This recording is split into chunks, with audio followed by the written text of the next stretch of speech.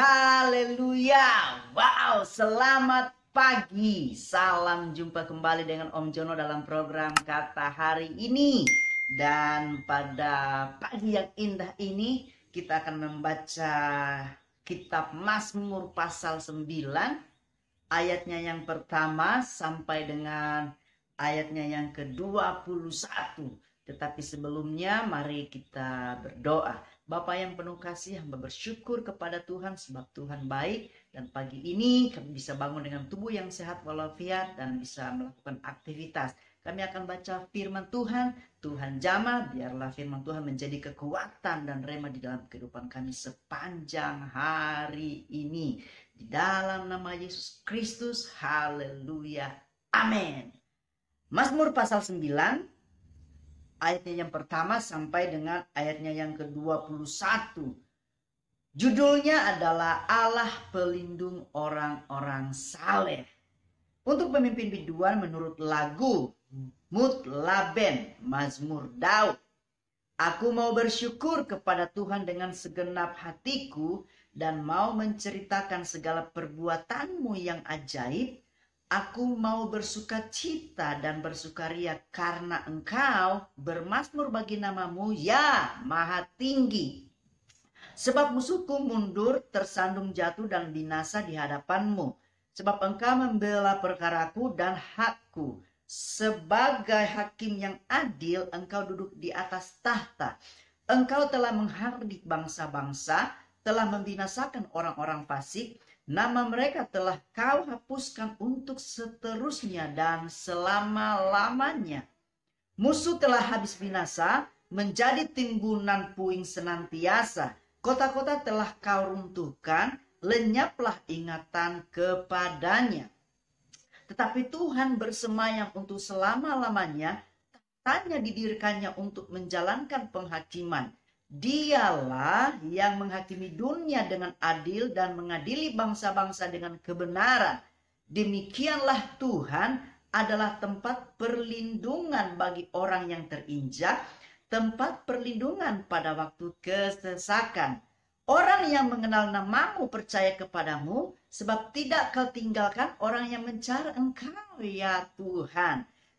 Bermazmurlah bagi Tuhan yang bersemayam di Sion.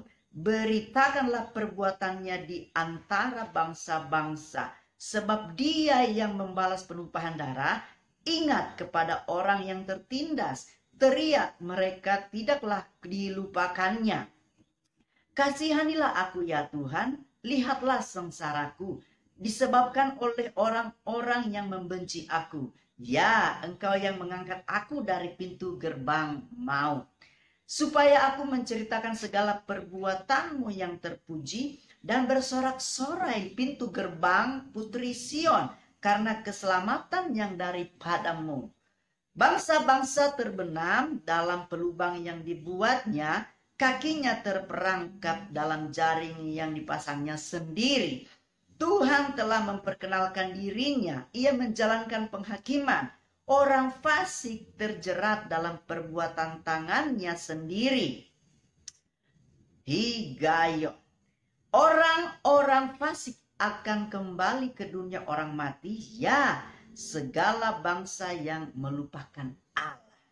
Sebab bukan untuk seterusnya orang miskin dilupakan, bukan untuk selamanya hilang harapan orang sengsara. Bangkitlah Tuhan, janganlah manusia merajalela. Biarlah bangsa-bangsa dihakimi di hadapanmu.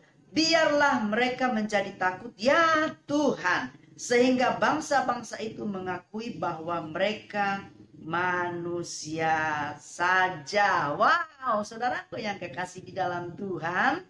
Pada ayatnya yang ke-10 dikatakan seperti ini.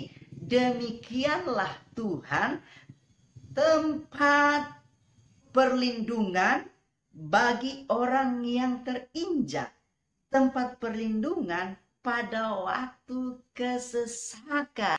Tuhan kita adalah Tuhan yang adil.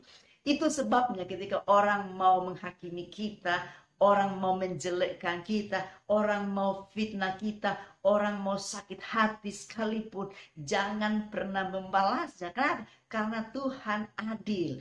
Tuhan Maha Adil. Jangan pernah sakit hati dan jangan pernah membenci orang yang menyakiti kita. Karena kita masih punya Tuhan yang adil. Dia yang membela kita. Dia yang menjaga kita. Dia yang melindungi kita agar kita tetap aman di dalam Tuhan. Nah, saudaraku yang kekasih di dalam Tuhan, Dia adalah tempat perlindungan. Kalau kita dilindungi, maka tidak ada yang dapat melawan kita. Tidak ada yang dapat melakukan hal-hal yang jahat terhadap kita. Coba kalau kita buka di dalam ayatnya yang ke-16, dikatakan seperti ini.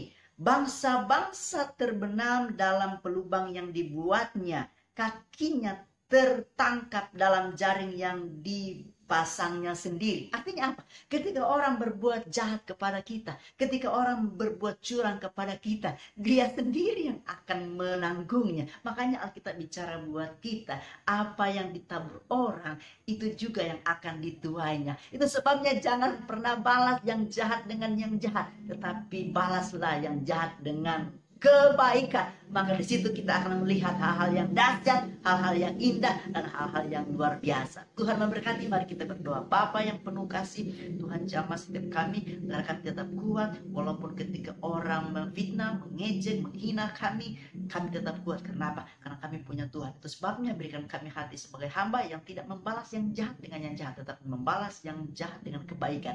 Karena kami percaya Tuhan adalah hakim yang adil. Sepanjang hari ini kami percaya Tuhan bekerja di dalam segala hal untuk mendatangkan kebaikan. Dalam nama Yesus, haleluya, amin.